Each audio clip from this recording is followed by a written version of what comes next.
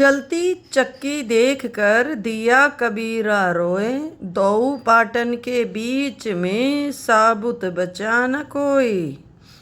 पानी गिरा बुदबुदा आसमानस की जात, एक दिन छुप जाएगा जो तारा प्रभात। अमर करूँ सतलोक पठाऊं, ताते बंदी छोड़ कहाऊं।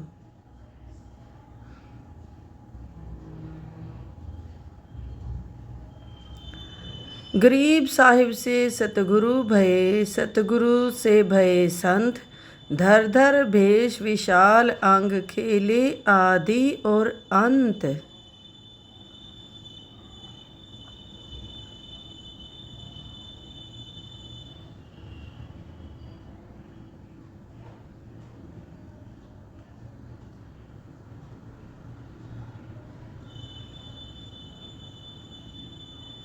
सांस सांस सुमिरन करो, सांस व्यर्थ ना जाए। न जाने कब सांस सांस में अंतिम क्षण आ जाए। ऐसे ही संत रामपाल जी महाराज के सत्संग सुनने के लिए जुड़िए हमारे चैनल के। तो चले बुद्धि विवेक विचार, उदय अस्त का राज मिले तो बिन नाम बिगारे। राम रटत कोडी बना, चू चू पड़े जो चामे। ये सुंदर शरीर किस काम का, जामुक नाही नाम। राम रटत दारिद्र भलो, टूटी घर की छान। वो सुंदर महल किस काम के, जहाँ भक्ति नहीं भगवान।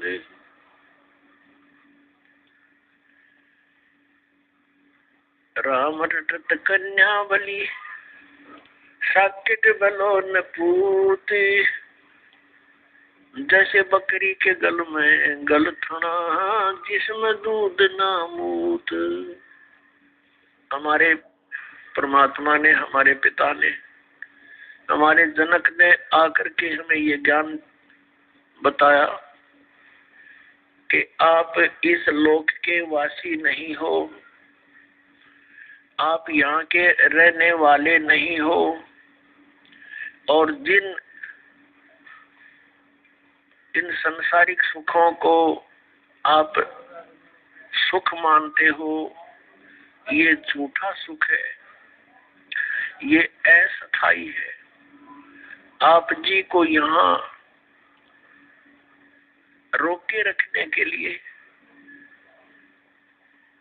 आपको इतना विवश कर दिया इस काल भगवान ने।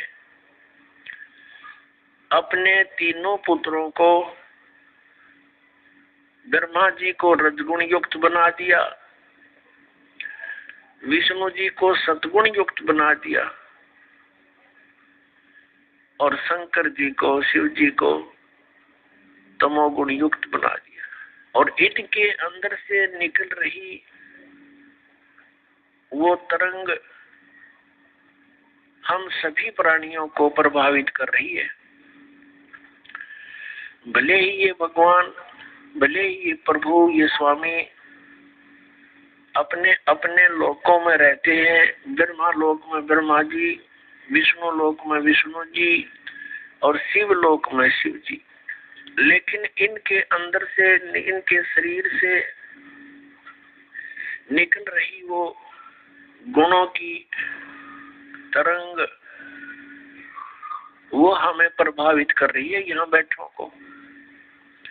इन भगवानों के अंतर्गत, इन स्वामियों के अंतर्गत तीन लोक आते हैं। ये पृथ्वी लोक, ऊपर स्वर्ग लोक और नीचे पाताल लोक। इन तीन लोकों में प्राणी है और इनसे बाहर के जो प्राणी है वो इनकी रेंज से बाहर है, बाहर के दूसरे लोकों में जो है। इन तीन लोक के प्राणियों को ये तीनों प्रभावित रखते हैं। इनकी इतनी रेंज है, वहां तक इनका प्रभाव बना रहता है। जैसे रसोई के अंदर मिर्चों का छौंक लगाया जाता है तो वो मूल वस्तु जो साकार वस्तु मिर्च रसोई में विद्यमान है, उसका छौंक लगा, उस छौंक से निकली हुई तरंग दूसरे कमरों में, दूसरे कक्षों में पहुंची और वहां बैठे व्यक्तियों को भी छींकें आने लगी। अब उनको छींके ना आवे तो उनके बस की बात नहीं, क्योंकि मिर्च का प्रभाव है। और साकार वस्तु रसोई में उसके निराकार गुण ने, शक्ति ने दूसरे कक्षों में बैठे व्यक्तियों को भी प्रभावित कर दिया। ठीक इसी प्रकार श्री ब्रह्मा जी रजगुण युक्त है। जैसे मिर्च को मिर्च वाले गुण से युक्त कर दिया, अब मिर्च तो है ही उसका नाम, लेकिन उसमें गुण भी वही है जो उसका नाम है। तो वो गुण भी और वही है और मिर्च भी वही है। इसी प्रकार ये ब्रह्मा जी रजगुण है, तो ये गुण भी यही है, क्योंकि इसी से हम प्रभावित होते हैं। और ब्रह्मा कहो चाहे इसको रजगुण कहो। इसी प्रकार अन्य इन दोनों भगवानों की, सतगुण विष्णु तमगुण शिव जी समझो। परमात्मा ने आके बताया कि तुम्हारे को बड़े सुनियोजित तरीके से षड्यंत्र रच कर आपको यहाँ रोक रखा है। अपने आत्मा आप बहुत भोले हो, बालक हो इस भगवान के मार्ग में, और बालक की इतनी बुद्धि नहीं होती वो अपने हानि और लाभ को सोच ले। आप तो इतने अबोध बच्चे हो जब तक आपको तत्व ज्ञान नहीं होता। जैसे एक छोटा सा बच्चा, एक 1.5-2 वर्ष का बालक, उसको ज्ञान ही नहीं किसी भी पदार्थ का, ये अच्छा है या बुरा है। वो छोटा सा बालक किसी भी ऐसी वस्तु को जैसे अग्नि में हाथ दे देता है, गर्म दूध है रखा है गिलास में, उसको हाथ मारता है, गिरा लेता है, आप भी जल जाता है, हाथ भी जल जाता है। तो ऐसे उसको पता ही नहीं और फिर रोता है। उसको पता ही नहीं कि जो तू कर रहा है ये ना करने के कार्य है। ठीक इसी प्रकार परमात्मा ने, परमेश्वर कबीर जी ने आकर बताया कि जो क्रियाएं तुम कर रही हो जो शास्त्र अनुकूल नहीं है, वो क्रियाएं कर्म की नहीं है। शास्त्रों अनुकूल कौन कौन सी क्रियाएं हैं, कौन कौन सी ना करनी चाहिए, कौन सी करनी चाहिए, उसके विषय में शास्त्र ही प्रमाण है। उस परमेश्वर ने आके हमें याद दिलाया, झूठे सुख को सुख कहे ये मान रहा मन मोद, ये सकल चबीना काल का, कुछ मुख में कुछ गोद।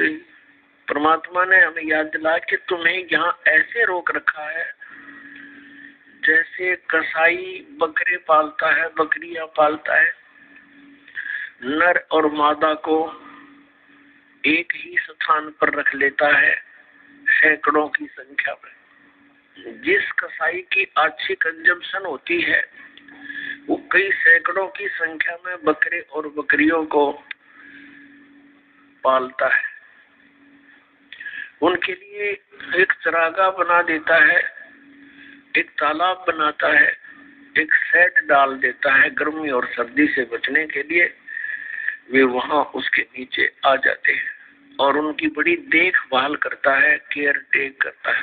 तो वो बकरे भोले भाले ये समझते हैं कि हमारा स्वामी, हमारा मालिक बड़ा दयालु है, हमारे लिए कितनी सुविधा दे रखी है।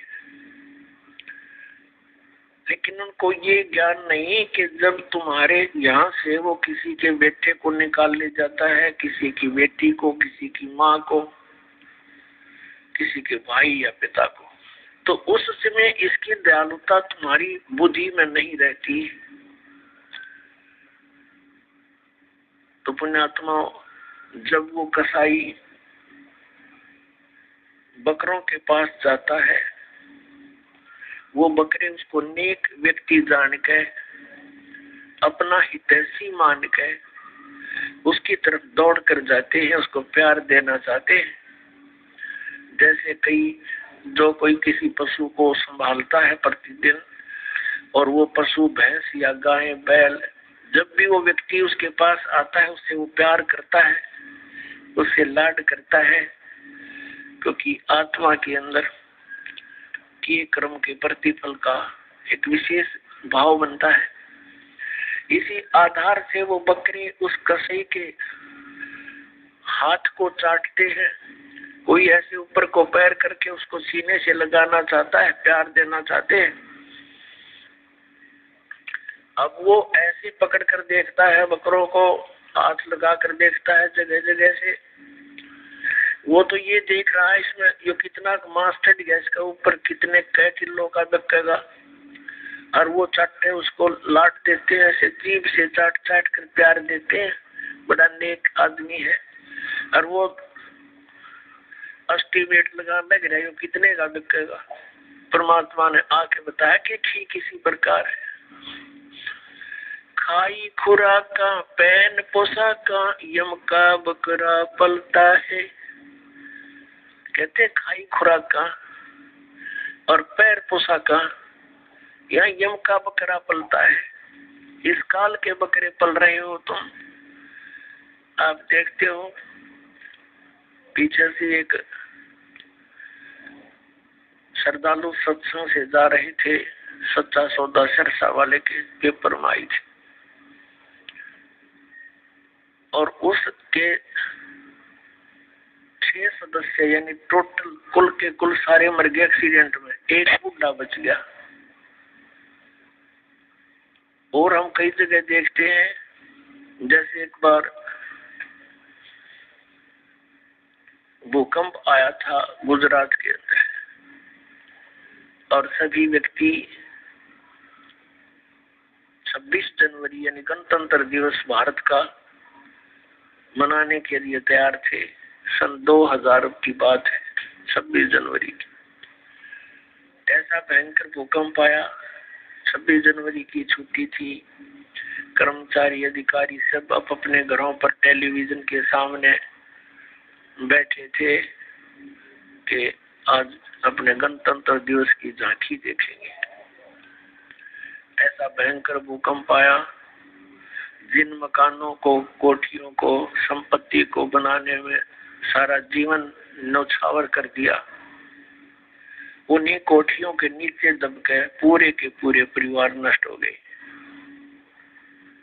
पुण्यात्माओं, इस काल में आप और हमारे ऊपर इतना प्रेशर डाल रखे, तीनों गुणों का 3 इंजेक्शन लगा रखे हमारे, ये लगे ही रहते हैं, इनका प्रभाव हमारे ऊपर बना ही रहता है कंटिन्यूसली। तो उसके कारण हम इतने प्रभावित हैं कि हम अपने उद्देश्य को ही भूल चुके। अब विचार करो, जो व्यक्ति उस भूकंप में मर गए या दुर्घटना में मर गए, वो कौन सी क्रियाएं किया करते थे, उनके क्या उद्देश्य थे, उनकी कितनी इच्छाएं थी, और हमारी क्या है, हम क्या सोचते हैं, हम कर क्या रहे हैं। एक वक्त बता रहा था कि मेरी मम्मी बात नोट कर आई थी, 5 लड़कियां थी, जिनमें से 3 का विवाह इकट्ठा ही था। 3 बेटियों का विवाह हो तो उस समय इस मनुष्य के माइंड की नीडल या सुई 100 से नीचे नहीं रहती। कभी उधर सोचा है ये करूंगा वो करूंगा, चिंता ये बनाए रखी हमारे साथ इसने लगाई रखा है। बस की बात नहीं, हमारी परंपराएं ऐसी बन गई जो हमें केवल दुख ही देती है, सुख नहीं देती। विवाह के अंदर भात नोत का आना, फिर एक विवाह फिर उन भाइयों का शुरू हो जाता है, एक बहन का शुरू हो रहा है। तो इस तरह हम अपनी परंपराओं को, रीतियों को गलत बनाकर भी 90% दुखी है। अब वो रोहतक बस स्टैंड पर खड़ी थी, एक बस से उतरी थी, दूसरी का इंतजार कर रही थी और खड़ी खड़ी सोच भी रही थी, क्योंकि जिसका 3 बेटियों का ब्याह हो तो अनुपदेशी है। हमारे भगत तो अब इस बीमारी और बुराई से कति दूर हो जाएंगे, ज्ञान से होंगे, कोई प्रतिबंध से नहीं होती है बातें। बच्चों का विवाह भगवान ने कर रखा होता है, या हमारी भूल है बाद में जो ड्रामाबाजी, नाचा कूदी, डीजे बजाना, फंड करना, ये कोरी बकवास है। ये इस विवाह के समय में, इतने पुण्य संयोग के समय में ऐसे बकवाद नहीं करनी चाहिए। कोई कुटी ला रहा है, कोई नाचे कूद है, ये कोई बात हुई? ब्याह किसी का नाचे कोई, ये कोई सांग होया? कोई अकल हुई? लाडू कोई खावे और कूदे कोई, बता कोई बात है यार? तो इस तरह की हम अज्ञान से अपने ऊपर एक न्यारा वजन और रखे बैठे, ये भी हटाना हमने बिल्कुल हटाना पड़ेगा। भक्ति तभी चलेगी, भगत तभी बनेंगे। अब वो पता नहीं क्या क्या विचार कर रही थी, वहां ऐसे करूंगी, ऐसा करूंगी, वो ऐसा लाना है, वो फलाना ऐसा करना है, लड़की के कपड़े बनवाने हैं, यानी सो चिंताएं होती है।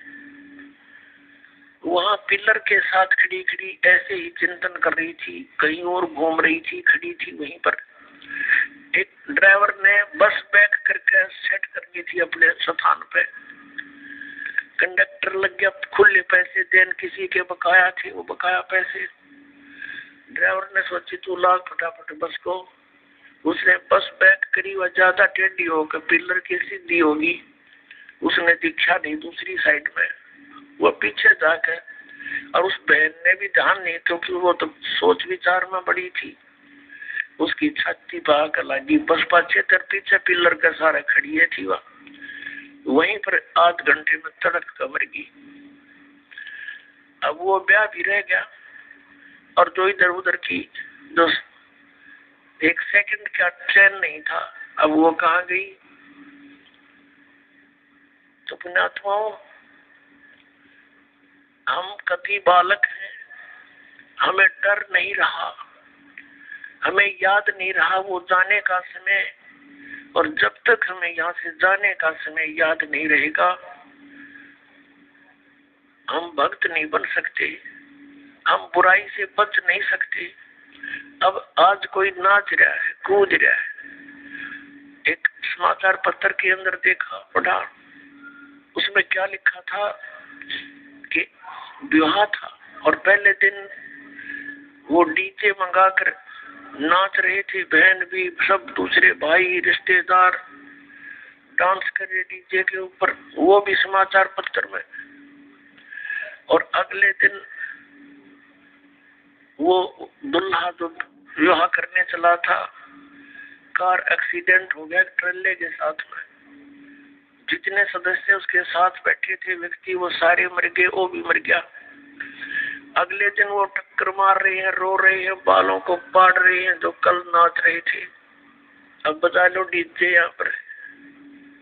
कहते हैं नानक साहब जी कहते हैं कि ना जाने काल की कर डारे, और किस विध ढल जा पासावे, और जिनाते सिर ते मौत फुड़क दी, उन्होंने केड़ा हासावे। आदरणीय नानक साहब जी से किसी ने पूछा कि हे महात्मा जी, आप कभी भी खुश नजर नहीं आते, ना कोई त्योहार और तीज मनाते। तब उन्होंने कहा था, भाई ना जाने यहाँ क्या बिजली गिर जा एक पल में, और हमने तो अपनी मौत दिखाई देती है, इसलिए रुचि नहीं बनती इन नाचन और गावन में, यहाँ की नकली खुशी मनावन में कति दिल नहीं मानता। ना जाने काल की कर डारे, किस विध ढल जा पासावे, अर्जुन आते सिरते मौत खुड़क दी उनानो केड़ा हंसावे। फिर उनसे पूछा, क्या आप कभी प्रसन्न नहीं होते, ऐसे कैसे जी रहे हो? तब उन्होंने बताया कि मैं प्रसन्न होता हूँ, साध मिले सट साधी होंगी, विछड़ जा दिलगिरी वे, अख दे नानक सुनो जहाना, ये मुश्किल हाल फकीरी वे। नानक साहब जी कह रहे हैं कि जब मेरे भक्त, मेरी साध संगत यहाँ आती है सत्संग श्रवण करने के लिए, तो मेरी खुशी का कोई ठिकाना नहीं हो रहता। वो हमारे साथी है, वो हमारी खुशी है। और जब ये वापस जाते हैं संसार में यहाँ से, तो फिर मुझे दिलगिरी होती है, बहुत परेशानी, दुख हो जाता है, चिंता लग जाती है कि कहीं ऐसा ना हो ये मेरे बच्चों को, जिनको मैंने मुश्किल से मार्ग पर लाया है, सत्य बताया है, परमात्मा का सच्चा ज्ञान समझाया है, कहीं कोई काल, क्योंकि संसार में इस ज्ञान के जानने वाले व्यक्ति नहीं है।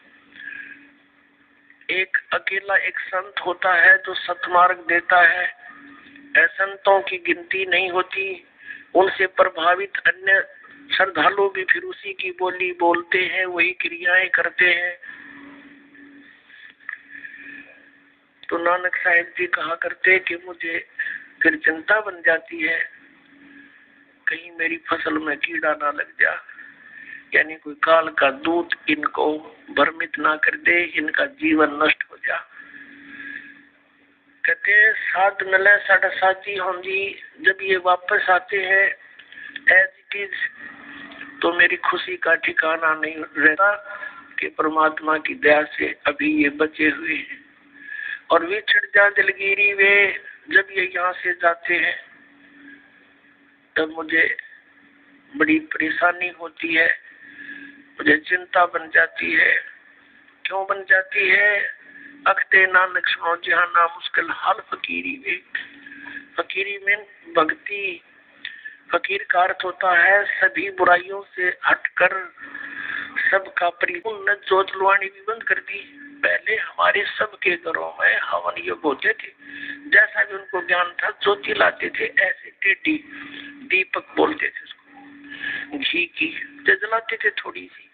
अभी नवो भी बंद करवा दी, बताइए फिर लाभ कैसे होगा? नवो हम तो अंदर जोत जलावेंगे, उस शिवजाल का जल की जोत बुक्की में बैठा भूत बना, एक बात की क्या गौर जल जाएगी थोड़े दिनों में।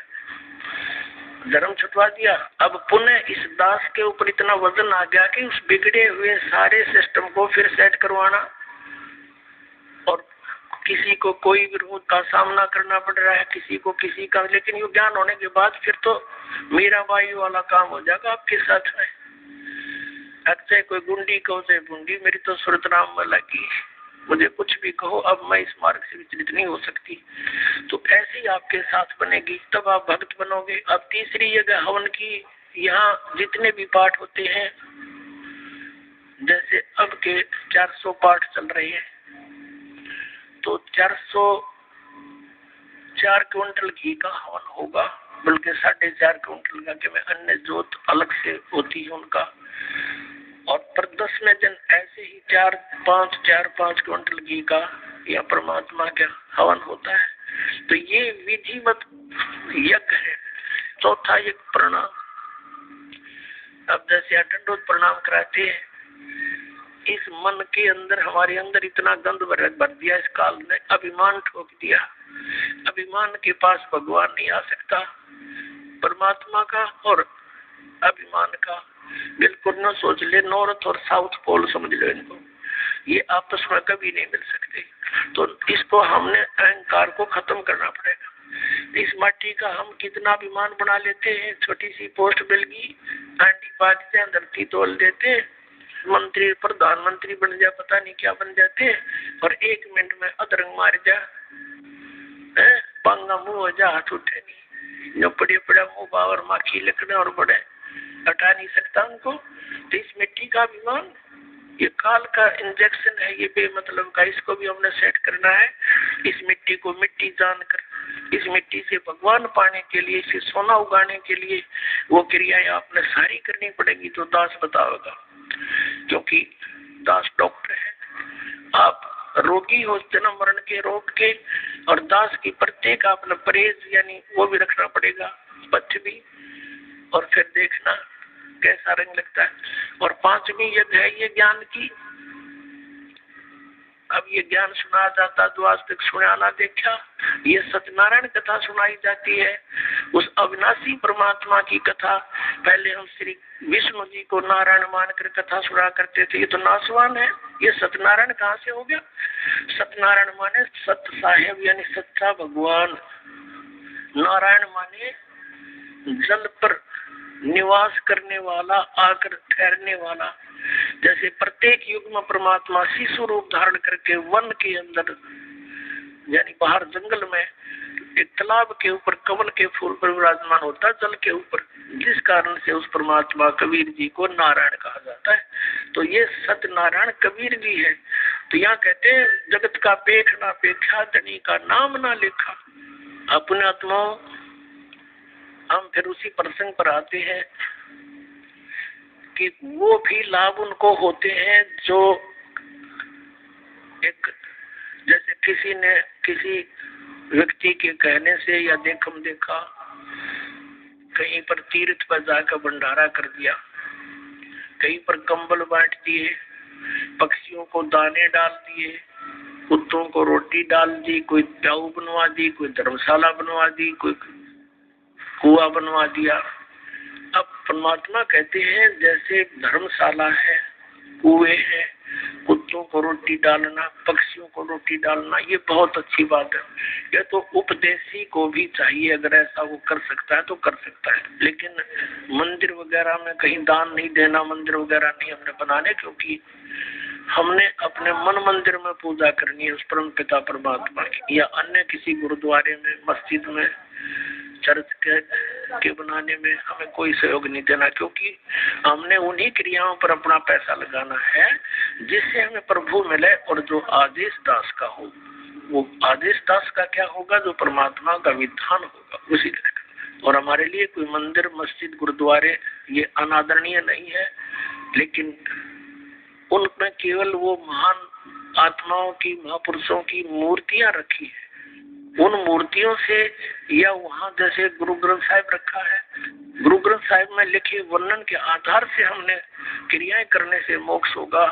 केवल किसी गुरुद्वारे के अंदर और गुरु ग्रंथ साहिब को रखकर ही उसका आदर सत्कार करते रहने मात्र से नहीं। आदर सत्कार तो सबका करना। जैसे मूर्ति है, एक सेब की मूर्ति है, सेब की मूर्ति तो प्रेरणा करती है कि ये सेब है, इतना बढ़िया होता है, इसके खाने से क्या लाभ होता है।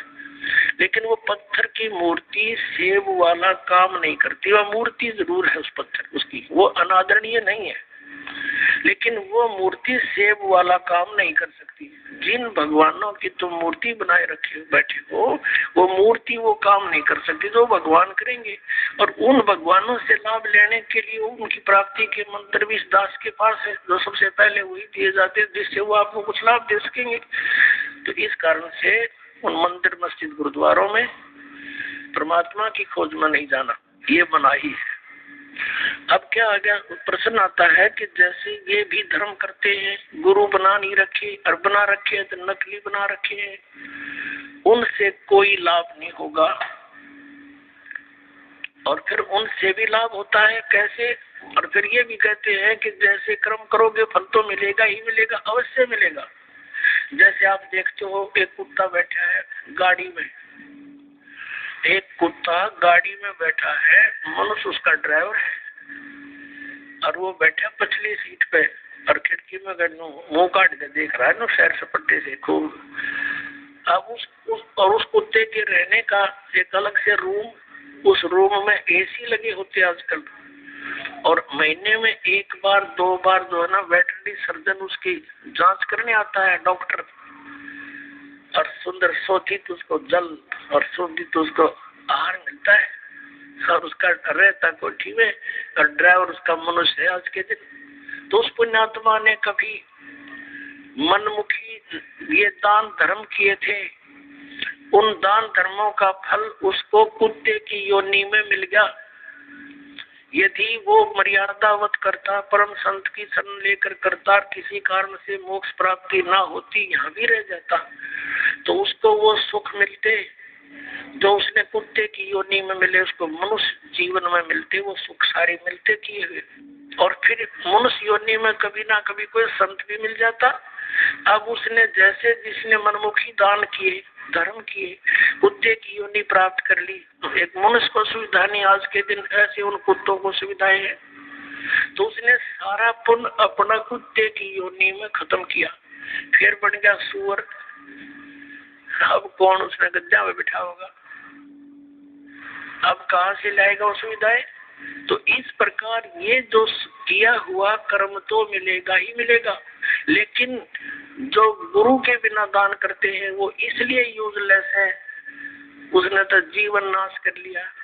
गुरु बिन माला फेरते, गुरु बिन देते दान, गुरु बिन दोनों निष्फल जाए, पूछो वेद पुराण।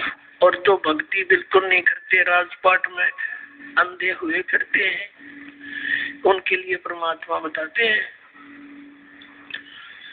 अगम निगम को खोज ले, बुद्धि विवेक विचारी, उदय अस्त का राज मिले, तो बिन नाम बिगाड़े। पुण्यात्माओं, आप इस मार्ग से परिचित हो जाओ शीघ्र से शीघ्र, नहीं तो आपका अनमोल जीवन नाश हो रहा है काल की भूल भुलैया में। परमात्मा कहते हैं झूठे सुख को सुख कहे यू मान रहा मन बोध, जो सकल जमीन ना काल का, कुछ मुख में कुछ क्रोध। एक व्यक्ति का पोता होया, पुत्र प्राप्ति हुई, उसकी खुशी मनाई, 10-12 गांवों को खूब भोजन कराया, बीड़ शराब स्वरूप पिलाई, ठाठ किए, खुशी मनाई है। और अगले वर्ष जन्मदिन मनाने से पहले ही मर गया पोत्र। अब टक्कर मार रहे हैं, अब मना लो खुशी, जमा लो 12 गांव। परमात्मा कहते हैं झूठे सुख को सुख कहे यू मान रहा मन बोध, ये सकल जमीन ना काल का, कुछ मुख में कुछ क्रोध। इस काल भगवान को, सर पुरुष को श्राप लगा हुआ है 1 लाख मानव शरीरधारी प्राणियों का नित आहार करने का। ये जिस कारण से अपने तीनों पुत्रों रजगुण ब्रह्मा सतगुण विष्णु तम गुण शिव जी से ये सखी थी, ये अपनी फसल ये बवा रखी है, इसने संभाल रखी है, सारी व्यवस्था इनके हवाले कर रखी है, इन्हीं से करवा रहा है।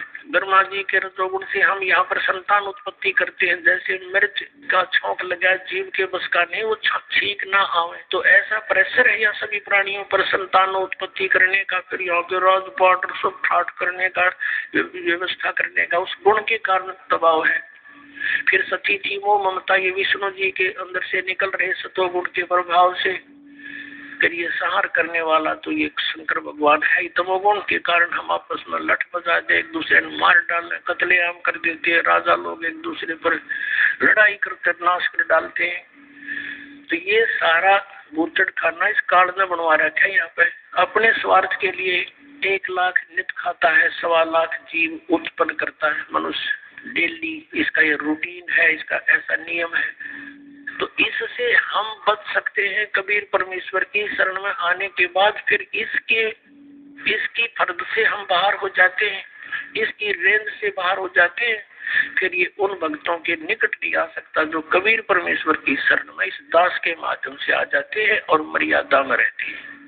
कहते हैं जब लग हंसा हमारी आना, काल लगे नहीं तेरा गाना। जब लग हंस मेरी मर्यादा में रहेगा काल, तेरा कोई अटैक मेरे बच्चों पर नहीं हो सकता।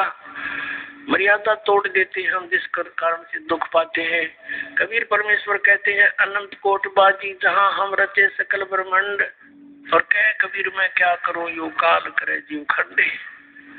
परमात्मा कबीर जी कहते हैं कि मैंने अनंत करोड़ ब्रह्मांडों की रचना कर रखी है, ऐसे समर्थ है हम, और मैं क्या करूं, ये काल मेरे बच्चों को मुझसे खंड कर लेता है, इनका नाम तुड़वा देता है, फिर इन पर अटैक कर देता है, जिस कारण से ये मार खा जाते हैं।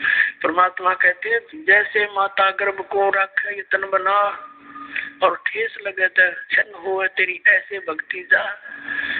इस नाम को लेने के बाद ये समझ लेना आपकी आत्मा में भक्ति स्टार्ट होगी। अब बीज पड़ गया। जैसे माता गर्भ को, जैसे किसी बहन को गर्भ रहा हो तो फिर वो रात्रि में या दिन में कितनी सचेत रहती है। रात को करवट लेते समय भी ये सोचती है, भगवान कहीं मेरे बच्चे कर दाब ना पड़ जा, दबाव ना आ जाए।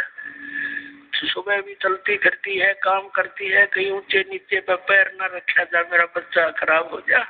तो कहते हैं जैसे माता गर्भ को रख यतन बना और ठेस लगे, झटका लग जावे तो क्षीण हो जावे, ऐसे भक्ति जा।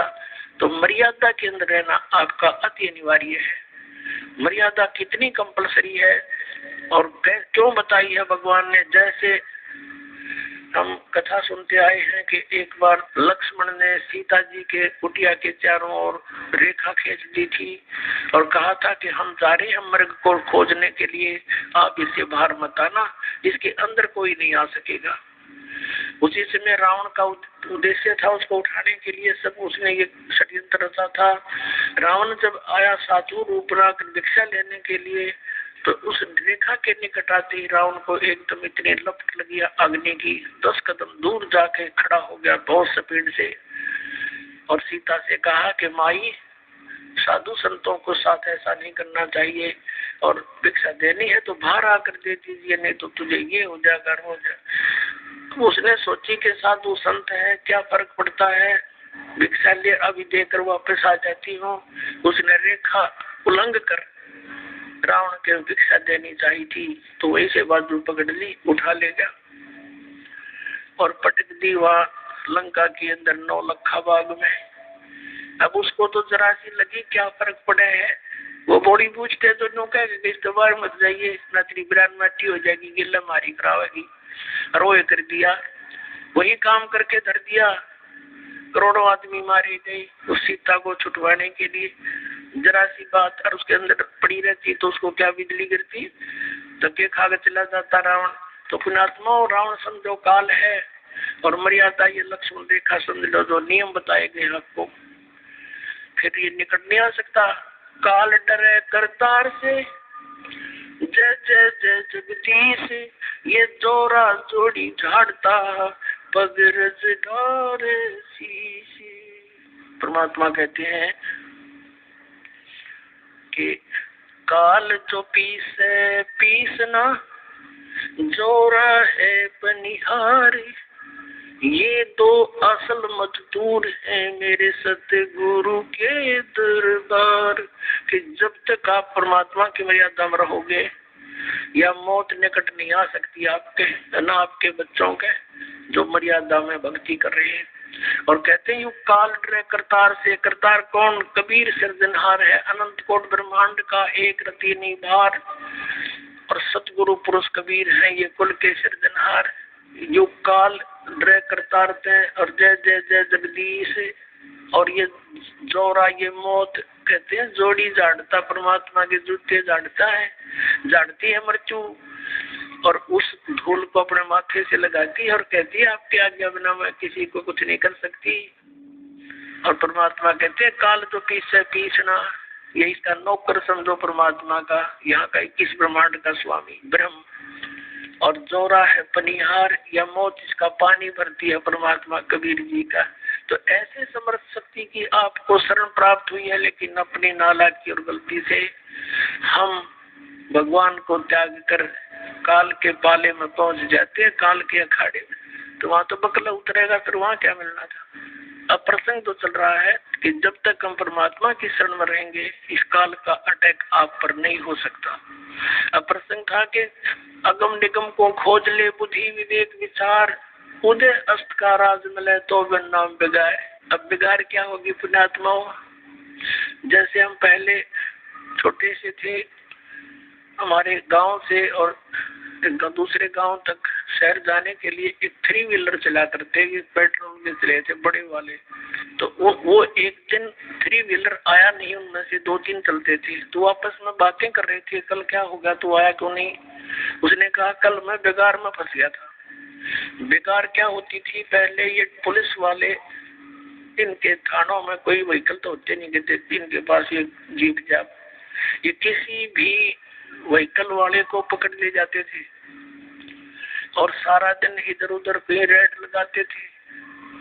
वो सारा खर्चा उस व्हीकल वाले को वहन करना पड़ता था, उस तेल का भी, और मिलना कुछ था ही नहीं, फ्री ऑफ कॉस्ट ले जाते। तो क्या होता है कि वो बता रहा था कि 200 रुपए का तो पेट्रोल लग गया, एक आने की कमाई हुई नहीं और सारा दिन पंजा टिक्या नहीं, वहां चलो वहां चलो, सुबह पकड़ा था रात के 12 बजे छोड़ा। तो वो उसको ऐसी दौड़ धूप, वहां चलो, यानी उस पहले वाले दिन से भी ज्यादा तो सफर कर दी, खर्चा दोहरे तो हो गया, इनकम हुई नहीं, तो उसको बेकार बोलते हैं कि मेहनत दिखा घनी और पल्ले कुछ आवनी, इनकम ना हो, तो ऐसे इसको बेकार कहा करते हैं। तो परमात्मा ने कहा कि अगम निगम को खोज ले, भविष्य के अंदर तो थोड़ा सा ध्यान कर, और बुद्धि विवेक विचार, उदय अस्त का राज मिले तो नाम बेकार है। जहाँ से सूर्य उदय होता है और जहाँ अस्त होता है, यानी पूरी पृथ्वी का तुझे राज मिल जावे, यदि यह भक्ति ठीक सत भक्ति नहीं है तो तू बेकार कर रहा है। यानी क्या होता है, राजा को एक पल का चैन नहीं होता, गोटी ला के टाइम पास कराई सारा दिन में भी पिए पड़ा रहना पड़ता है इसको, और रात को तो पीनी पड़े, क्योंकि 36 पंगे जान, वहां से हो गया, उसने ऐसे कर दिया, वो फलाना हो रहा है, कहीं क्रांति ना आ जाए, एमएलए ना टूट जाए, मंत्री ना भाग जाए, रात ने भी नींद नहीं आती इनको। तो कहते हैं इस राजा को इतनी मेहनत दिन रात होती है और पिछले पुनों से ये राजा बनता है, आके भक्ति कर नहीं रहा, वो पिछले पुनों का नाश कर रहा है, और सारा दिन इधर तो उधर कोई छोटा मोटा कोई विरोध करे उसको गोली से मरवा दे, तो नरे पाप इकट्ठे करे। कहते कि उदय अस्त का राज मिले तो बिन नाम बेगार, तो वो बेगार है पुण्यात्माओं। तो परमात्मा हमें याद दिलाते हैं, राम नाम रटते रहो, राम नाम रटते रहो, जब तक घट में प्राण, कबू तो दीन दयाल के गनक पड़ेगी कान। बोलो सतगुरुदेव। परम पिता परमात्मा पूर्ण ब्रह्म सारी सृष्टि के रचनहार कुल मालिक कबीर देव जी, अल्लाहू अकबर, कबीर साहब परम अक्षर ब्रह्म, ये हमारे जनक है, हम सभी आत्माओं की उत्पत्ति करता है, यही सभी ब्रह्मांडों के सृजनहार है, कुल के मालिक है, और वो परमात्मा प्रत्येक युग में अपने विषय में, अपने बारे में यथार्थ ज्ञान देने के लिए स्वयं ही यहाँ इस काल के ब्रह्मांड में आता है। उस परमेश्वर से पहले इस लोक के स्वामी, यहाँ के मालिक ब्रह्म के द्वारा सभी प्राणियों को, सभी मानव समाज को यथार्थ आध्यात्मिक ज्ञान से बहुत परे कर रखा होता है। शास्त्रों का नाम लेकर के इस ब्रह्म के दूतों ने, संदेश वाहकों ने सदग्रंथों के विपरीत ज्ञान समाज के अंदर भर रखा होता है। वो परमात्मा अपनी जानकारी स्वयं ही देने के लिए यहाँ आते हैं, प्रत्येक युग में आते हैं। वो अपने निज धाम से, उस तीसरे मुक्ति धाम से चलकर आते हैं, सतलोक से चलकर आते हैं, सहशरीर आते हैं, सहशरीर जाते हैं। ये लीला वो परम अक्षर ब्रह्म करते हैं, और यहाँ आकर के अपनी अच्छी आत्माओं को मिलते, उनको अपने विषय में जानकारी देते हैं।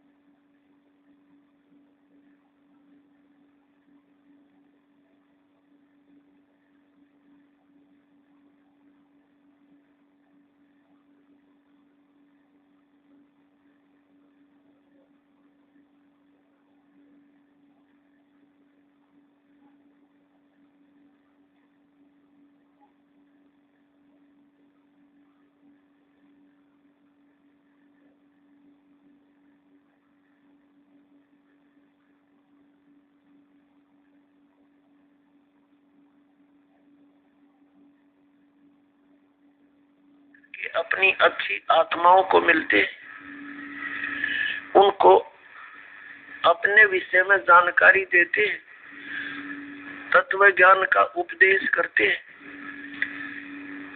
और फिर उन पुण्यात्माओं को अपना साक्षात्कार कराते हैं। क्योंकि हम यहाँ यदि भगवान को देखते हैं मानव रूप में,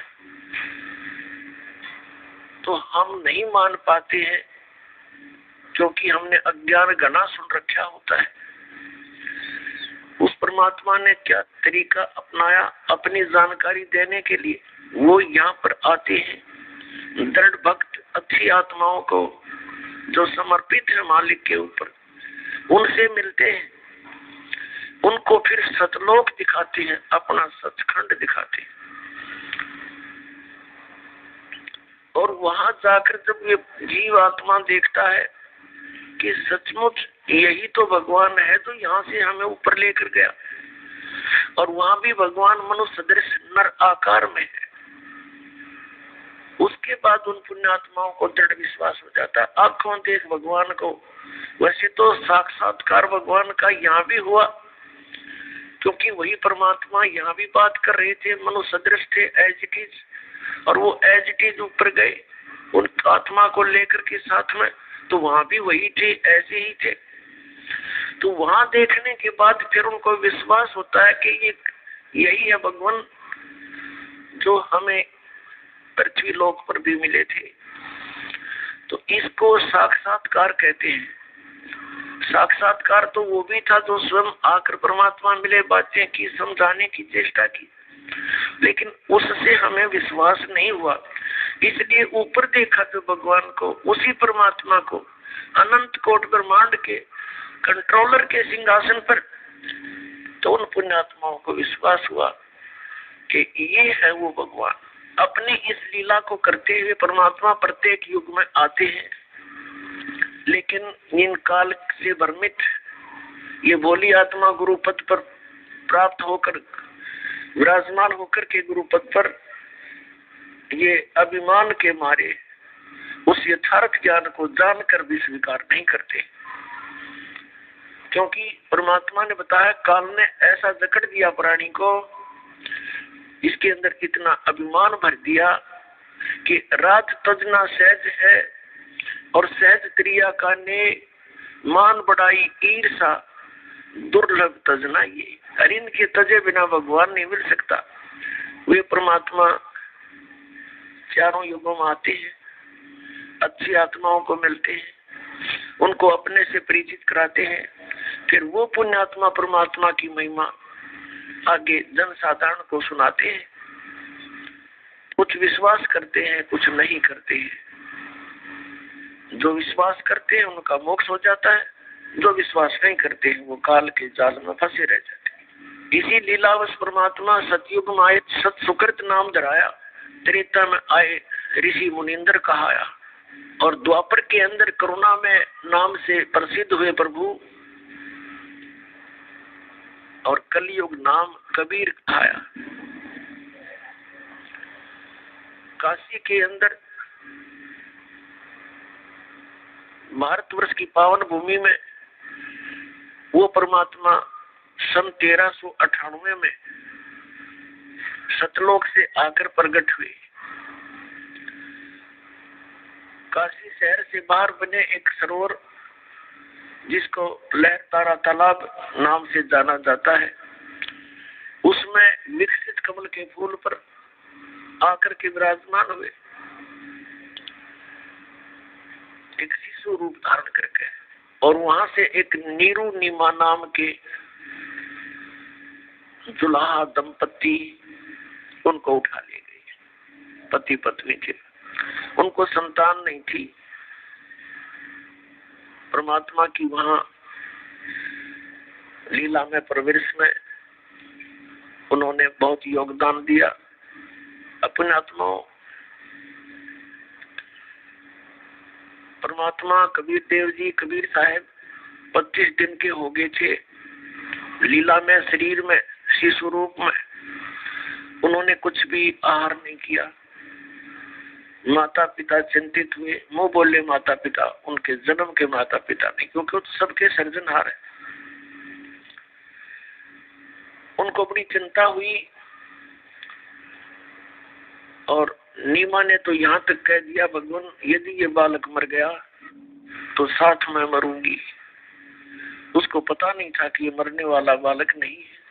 नीरू नीमा वैसे पूर्व जन्म में भी ब्राह्मण ब्राह्मणी थे, परमात्मा इनको उसमें भी मिले थे, इन्होंने उनकी बात को नहीं माना था। ये अलग कहानी है, फिर कभी सुनाएंगे समय आने पर। तो इस जन्म में भी ये नीरू नीमा पहले ब्राह्मण ब्राह्मणी थे और भगवान शिव के बहुत अच्छे श्रद्धालु थे, उसके पुजारी थे। निस्वार्थ भाव से कथा सुनाया करते शिव पुराण की, और जो भी पूजा आ जाती थी उसी से अपना निर्वाह करते थे। और अधिक जो पैसा होता था अपने खर्चे से अतिरिक्त उसको धर्म में लगा दिया करते थे, संग्रह नहीं करते थे।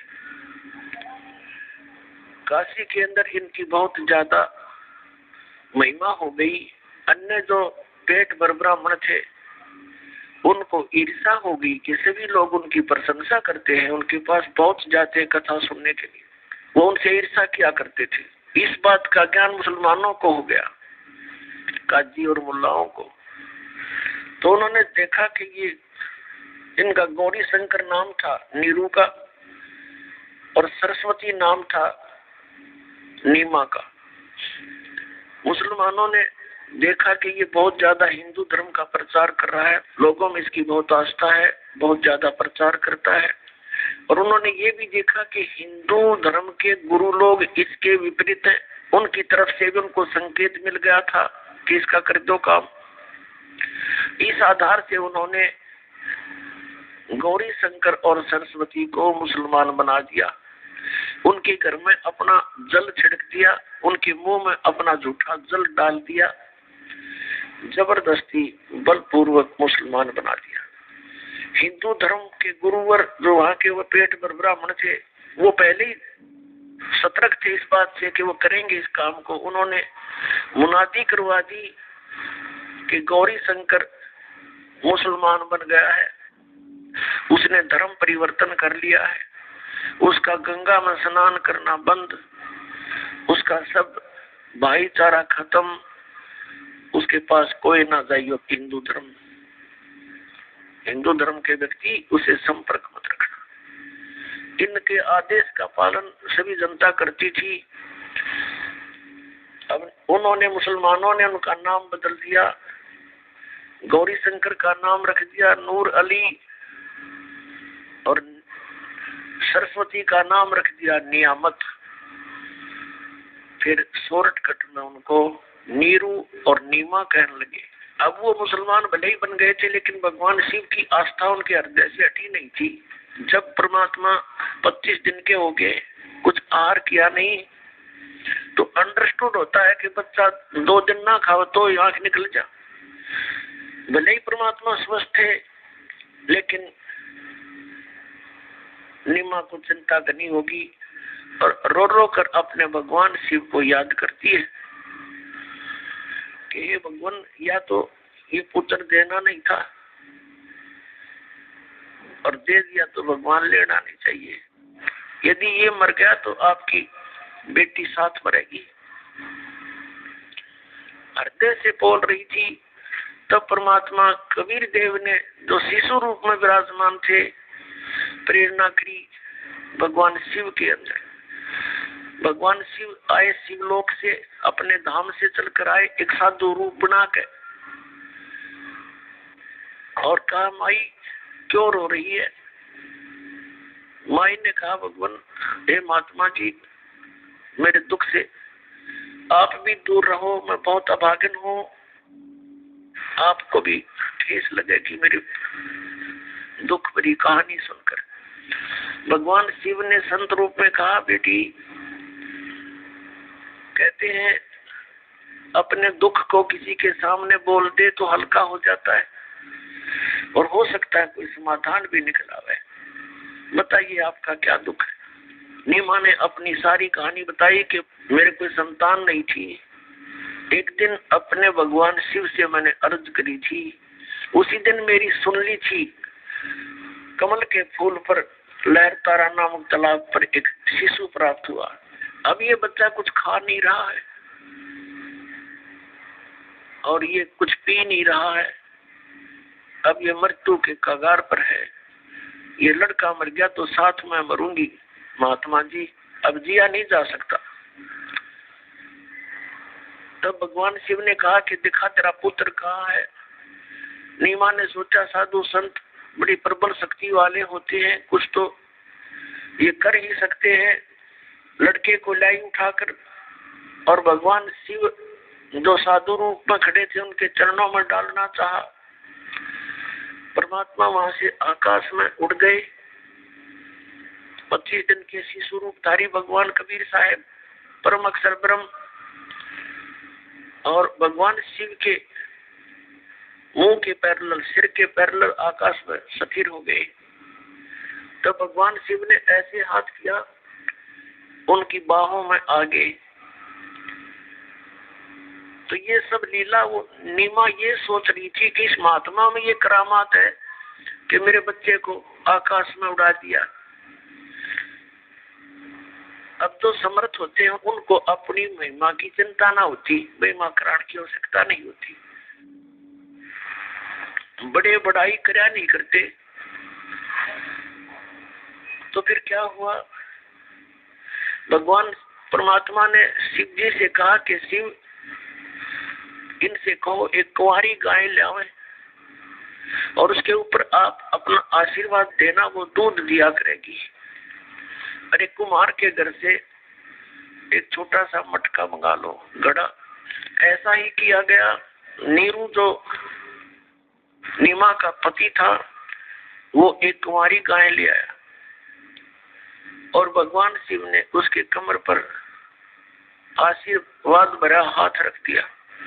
लंबे लंबे सतन हो गए और नीचे वो पात्र रख दिया साफ करके। नीरू ने पकड़ लिया हाथ में, सतन के नीचे अपने आप दूध चल पड़ा। पात्र भरने के बाद अपने आप सतनों से दूध रुक गया। अब उस दूध को परमात्मा ने पिया। पुण्यात्माओं, आज हम भगवान को पहचान सकते हैं, और ये जो लीलाएं परमात्मा ने की, ये प्रत्येक युग में की है, केवल कलयुग में नहीं। और ये भी ना सोचना कि दास ने आज ही आपको बताई है। और ये ही प्रमाण वेदों में लिखा है कि वेद जो है ये भगवान का विधान है, परमात्मा की महिमा का गुणगान है। और जो परमात्मा जैसी लीला करता है वो वेदों में वर्णित है। आज से 600 वर्ष पहले ये लीला परमात्मा ने कलयुग में की। सतयुग त्रेता द्वापर में भी ऐसे ही की थी। वो हमारे उस परमात्मा के इतिहास में नहीं मिल रही, लेकिन अब ये इतिहास हमारे सामने है परमात्मा की लीलाओं का। तो उसमें स्पष्ट लिखा है कि ऐसे ही कबीर सागर के अंदर जो परमात्मा की महिमा का गुणगान है, उसमें लिखा है 600 वर्ष पहले यही जो लीला की थी वो एज इट इज लिपिबद्ध की गई। और फिर हमारे वेदों में वही मिला कि भगवान ऐसा करता है, ऐसी लीला करता है। तो अब भगवान पहचानने में हमें बहुत सुविधा हो जाएगी और हम भगवान को पहचान लेंगे। और जब तक हमें ये विश्वास नहीं होगा हु इज गॉड, तो हम भक्ति कर नहीं सकते कि कौन है भगवान। अब किसी ने 4 ईंट लगा रखी है ऐसे करके, दिस इज गॉड, पूरा माथा टेक लिया हमने। किसी ने बता दिया वहां सरोवर में नहाने से भगवान मिलेगा, वहां भी दौड़े गए। किसी ने बताया कि पहाड़ के ऊपर मंदिर है, वहां मत्था टेको जाते सुख हो जाएंगे। तो सुख देगा भगवान, भगवान बिना सुख हो नहीं सकता। तो हम सभी जगह घूमते रहे। किसी ने बताया हनुमान इज गॉड, हमने हनुमान की पूजा शुरू कर दी, क्योंकि जो सुख देता है हम सुख के लिए भगवान की खोज कर रहे हैं। किसी ने बताया कृष्ण जी भगवान, हमने उन्हें परमाणु से। तो आपको थोड़ा सा प्रमाण दिखाते हैं। पहले तो दिखाते कबीर सागर में 600 वर्ष पहले यही लिखा है, और फिर उसके बाद परमेश्वर कबीर देव जी वो आगे बताएंगे। ये देखिएगा कबीर सागर, खेमराज श्री कृष्ण दास प्रकाशन मुंबई। ये है कबीर पंथी भारत प्रतीक स्वामी युगलानंद बिहारी द्वारा पुरस्कृत। मुद्रक एवं प्रकाशक है खेमराज श्री कृष्ण दास, अध्यक्ष श्री वेंकटेश्वर प्रेस, खेमराज श्री कृष्ण दास मार्ग मुंबई। जब बच्चे ने कुछ भी आहार नहीं किया तो पहले नीरू रामानंद जी के पास गए और रामानंद जी से पूछा दूर खड़े होकर, क्योंकि वो निकट नहीं आने देते थे दूसरों को। दूर से प्रार्थना की कि मुझे एक बच्चा मिला कमल के फूल पर और वो कुछ खा नहीं रहा है, तो उसके बारे में कुछ जंतर मंत्र बताओ। तो उन्होंने भी यही सलाह दी कि आपका पुत्र कोई अच्छी आत्मा है और उसके लिए कोई और व्यवस्था करो। उसके लिए उसने भी विधि बताई, ये कबीर सागर में लिखा है। और फिर वास्तविकता आपको बताते हैं कि आदरणीय गरीबदास साहिब जी को परमात्मा मिले थे गांव छुटाने जिला दज्जर वाले को, और उनको सत्संग लेकर गए थे। उनको फिर वापस छोड़ा था, उनके अंदर अपना यथार्थ ज्ञान फीड कर दिया था। जो सच्चाई उन्होंने देखी वो फिर बताई थी। तो आदरणीय गरीबदास साहिब जी ने फिर वो और डिटेल से बताया कि वो कौन था जिसने गाय से दूध निकाला। वो कहते शिव आए शिवलोक से आए थे शिव जी, और उन्होंने फिर वो सब व्यवस्था की थी। अब देखिएगा ये वो कबीर सागर आपको दिखाते हैं। अब जब बच्चा मिल गया, सुन जुल्ला मन बया आनंदा, जिमी चकोर पायो निश्चंदा। कितना खुशी होगा जैसे चकोर पक्षी को चांद दिखाई दे जा। ले सुत चले हर्ष मन कीन्या, तासो पुन अस बोल ही दीन्या। सुत काशी को ले चले लोग देखन ते आव, अन पानी बखे नहीं जुल्ला शोक जनाव। फिर खाना पीना कुछ किया नहीं, तब जुल्ला मन कीन दीवाना। विचार किया रामानंद सो कई उत्पाना। रामानंद जी से जाकर कहा उसकी प्राप्ति का जिक्र। मैं सुत पायो बड़ा गुणवंता, और कारण कौन बखे नहीं संता। क्या कारण है, वो कुछ खा पी नहीं रहा है संत जी। नीरू कह रहा है दुल्हा। रामानंद ध्यान तब धारा, जुल्हा सो तब वचन उचारा। पूर्व जन्म ते ब्राह्मण जाति, हरि सेवा की नी भली भांति। कुछ तो सेवा हर की चूका, तातो भयो जुल्हा को रूपा। प्रीति प्रभु गए तोर लीनी, ताते उद्यान में सुत तो दीना। उद्यान यानी बाग में तेरे को पुत्र दिया। अब नूरी नहीं, ये नीरू है, गलती से लिखा। ए प्रभु जस की नो तस पायो, आरत हो तो दर्शन आयो। सो कहिए उपाय गुसाई, बालक अक्षुदावंत कुछ खाई। भूखा बालक कुछ खावे, ऐसा कोई उपाय बताओ। रामानंद अस युक्ति विचारा, तुम सुत कोई ज्ञानी अवतारा। बचिया जाही बैल नहीं लागा, सोले ठाड करे ते आगा। इसमें बताया है कि बचिया जाही बैल नहीं लागा, जिस बचिया को बैल ने टच ना किया हो, अर्थात कुंवारी। बचिया जाही बैल नहीं लागा। सत साई भक्तजनों, ऐसे ही संत रामपाल जी महाराज के सत्संग, प्रवचन और विचार विशेष संदेश सुनने के लिए हमारे चैनल से जुड़े रहे। सत साई।